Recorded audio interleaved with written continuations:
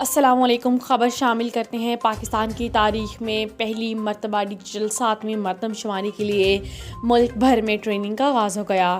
دیپال پور میں assistant commissioner Rana Aurangzeb نے ٹریننگ سیشن کا افتتاح کیا۔ ملک بھر کی طرح تحصیل دیپال پور میں بھی قومی خانہ و مردم شماری کی ٹریننگ سیشن کا افتتاح کر دیا گیا ہے۔ اس موقع پر اسسٹنٹ کمشنر دیپال پور نے افتتاح کے موقع پر کہا کہ اساتذہ ہمارا قیمتی اثاثہ ہیں۔ یقیناً ملک کی تعمیر و ترقی میں ان کا بہت اہم کردار رہا ہے۔ ڈیجیٹل مردم شماری کا اہم مقصد ملک میں صاف اور شفاف طریقے سے مردم شماری کرانا ہے۔ اساتذہ ٹریننگ حاصل کر کے عملی طور پر اپنا اہم کردار نبھائیں گے۔ اساتذہ کا فرض بنتا ہے کہ وہ دل جمی سے ٹریننگ حاصل کریں۔